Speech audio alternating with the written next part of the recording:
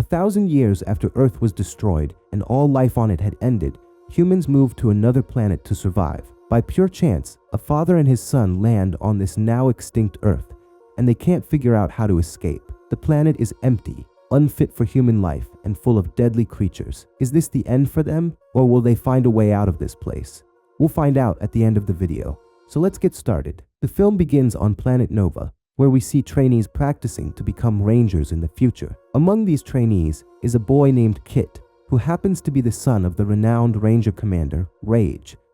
Right now, Kit is training so he can join the Rangers alongside his father. My friend, these Rangers are warriors who have no trace of fear in their hearts. Their mission is to defend humanity against an alien species called the Ursa. We'll learn more about these creatures later. Anyway, today is the day these trainees are supposed to be promoted to Ranger rank. We see Commander Valen telling Kit, "You're excellent in exams, but your problem is that in real combat, you lose your nerve because of fear.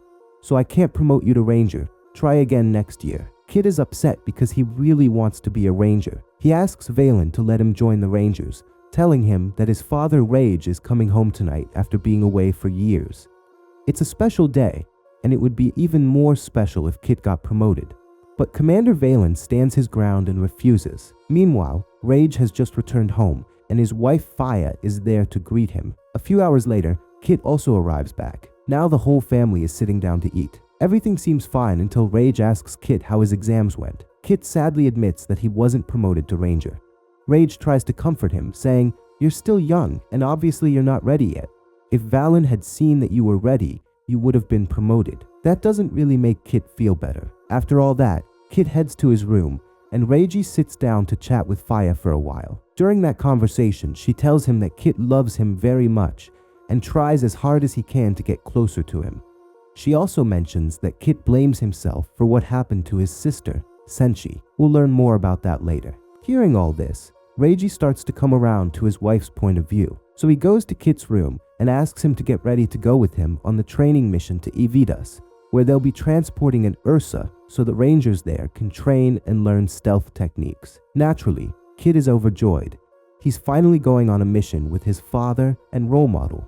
For some background, the Ursa are alien creatures that can't see at all. Instead, they rely on a super strong sense of smell, specifically the ability to detect the scent of fear. By the way, Reiji's job is to transport one of these Ursa to Evitas, so the Rangers there can practice stealth. Stealth, my friend, is a technique invented by the Rangers to fight the Ursa by purging every trace of fear from their hearts.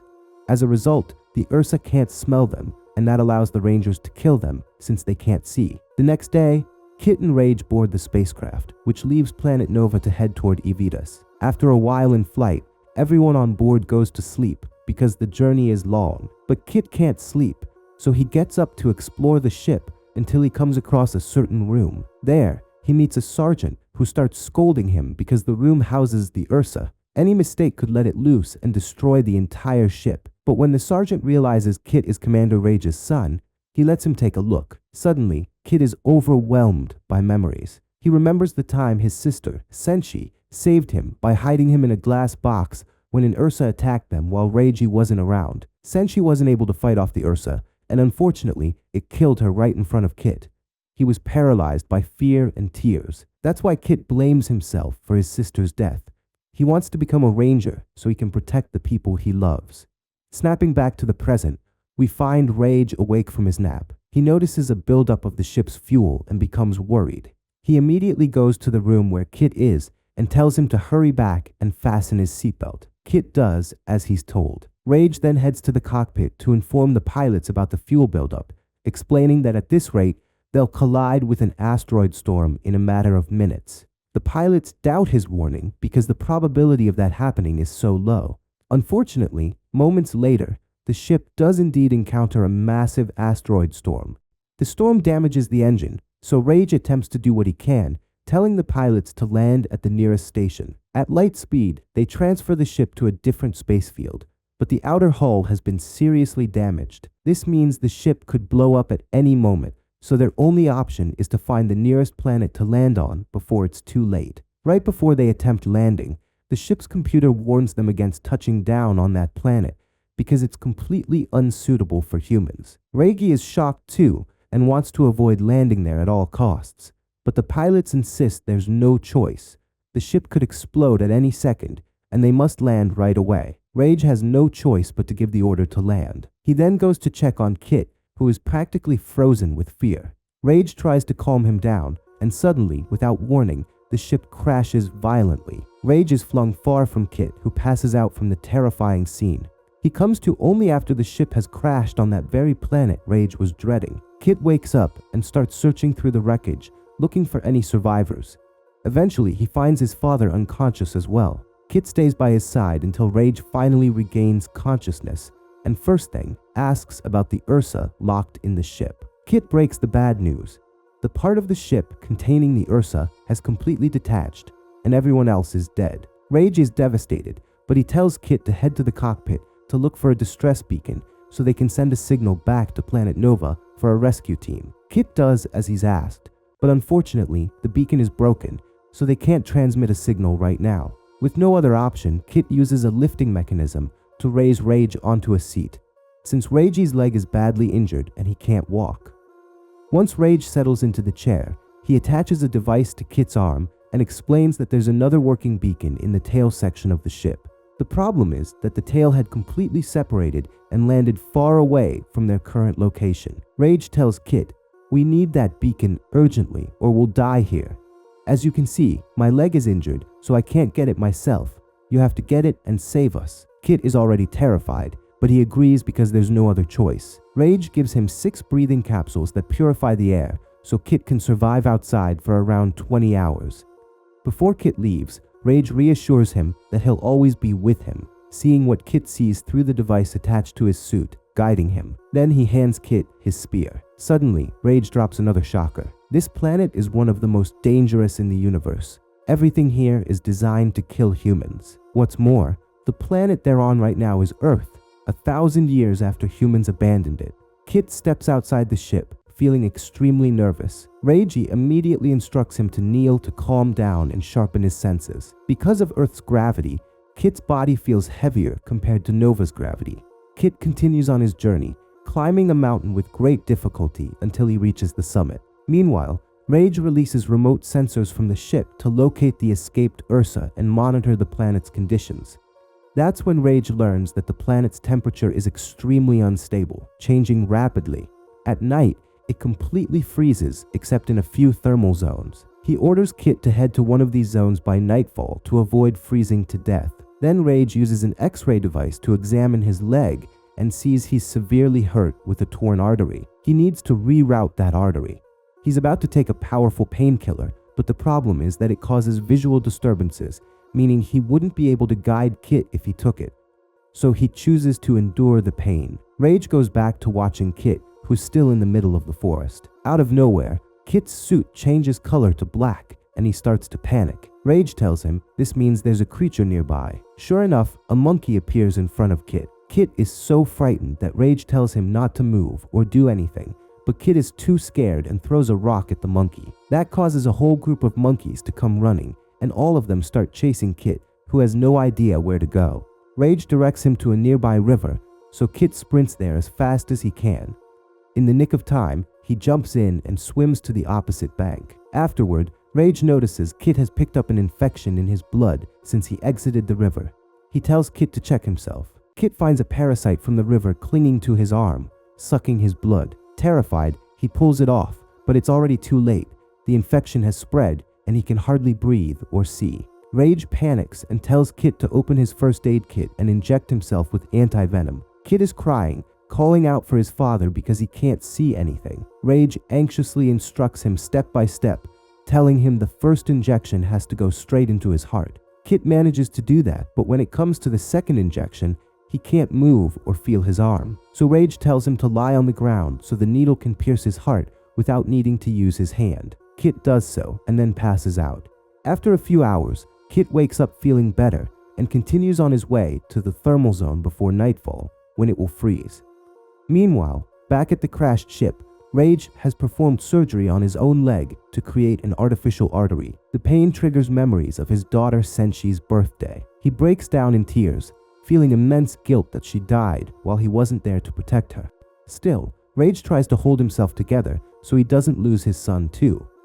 He tells Kit to take his second air capsule, but when Kit opens the box, he discovers that 2 of them were destroyed, leaving him with only 3. He takes one, which leaves him with 2, but lies to Rage, claiming everything is fine and that he still has 4 capsules left. Kit successfully reaches the thermal zone and settles down to talk with his father before falling asleep. The next day, he heads to the waterfall as Rage instructed. Along the way, he finds a bunch of monkeys lying dead, clearly eaten by something. Rage analyzes the scene from the ship and realizes the Ursa must have done this, but he keeps that to himself so Kit won't panic. Kit reaches the waterfall and updates his father on his condition and his equipment, still lying about having 4 capsules when he only has 2. This time, Rage notices Kit's heart rate spikes when he speaks, so he suspects Kit is lying. He immediately asks Kit to show him the capsules. Kit reluctantly shows them, upset. Rage then calculates how many capsules Kit would need if he climbed down the waterfall on foot. The system says at least 3.5. But if Kit jumps off the top of the waterfall with a parachute, he'd only need 2 capsules. In other words, that's his only way to survive. Hearing this, Rage is terrified of losing Kit the same way he lost Senshi, so he tells Kit to cancel the mission and come back. But Kit becomes furious, yelling that he can do it with just 2 capsules. Kit breaks down crying, finally venting his resentment at his father, saying he blames himself for Senshi's death because he hid in the box instead of helping. But he also blames Rage for not being there. Then he shouts, "You're the coward, not me." Without thinking, he jumps off the waterfall, determined to prove he isn't a coward. As usual, Kit's luck is terrible. An enormous eagle starts chasing him midair. Kit tries to evade it, but the eagle knocks him unconscious. Later, Kit wakes up in the eagle's nest, where he sees the eagle's baby chicks. Suddenly, a pack of hyena-like predators attack the nest. Kit tries to protect the baby birds, and 2 of them fall from the nest. Tragically, the baby eagles are all killed in the attack. There's nothing Kit can do, so he decides to move on. Kit tries to continue his journey, but when he checks his communicator, he realizes it's lost. He can't talk to his father anymore, so he chooses to rely on himself. He enters a cave to protect himself from the freezing night, scribbling a plan based on what he remembers of his father's instructions. Early the next day, Kit sets off again, knowing he has limited time before he runs out of capsules. Strangely enough, the giant eagle follows Kit everywhere he goes. Kit doesn't pay much attention, and he builds a small raft to cross the river, falling asleep until he reaches the other side. After some time, Kit wakes up in shock to find the river has frozen over. Night has arrived, and everything is icing up fast. Desperately, he tries to find a thermal zone before he freezes, but the cold is too intense, and he collapses. Suddenly, out of nowhere, something drags Kit and buries him under a bunch of branches to shield him from the cold. By morning, Kit manages to get out and realizes the creature that saved him was the same eagle that had been following him. Sadly, the eagle froze to death while protecting Kit with its own body. Kit is overwhelmed with grief. He presses on and finally reaches the tail section of the ship. He takes his last air capsule and starts searching for the beacon. But first he checks on the Ursa's containment module and is horrified to see the Ursa has escaped. He rushes to radio his father, letting him know he's reached the tail and that the Ursa is out. Rage is thrilled to hear Kit's voice, but Kit can't hear Rage because he's in what's called the Black Zone, an area of electromagnetic interference blocking the signal. Unaware of that fact, Kit becomes frantic when he can't hear his father's response and starts smashing anything he can reach. Eventually, he calms down and follows what his father taught him to find a solution. He realizes he needs to climb up the volcano in front of him to send out the distress beacon. Kit heads toward the volcano as fast as he can. It's tough because the volcano is erupting and there's molten lava everywhere. After all that, Kit slips into a cave inside the volcano.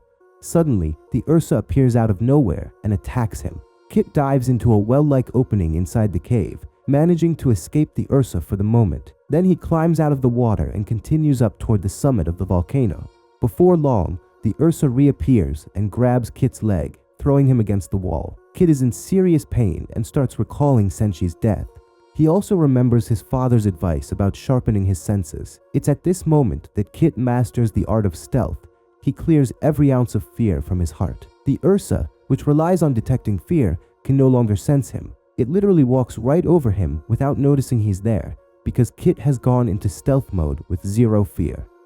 Seizing the chance, Kit jumps up with his spear and chops off one of the Ursa's arms. His heart now completely hardened, he leaps onto the Ursa's back and stabs it over and over until it dies. Exhausted but victorious, Kit picks up the distress beacon. At last, he manages to send a signal to the rescue team, who arrive on Earth a few hours later. They hurry to the crashed ship and save Rage, who had passed out from blood loss in his leg. Kit also makes his way back, boarding the rescue craft.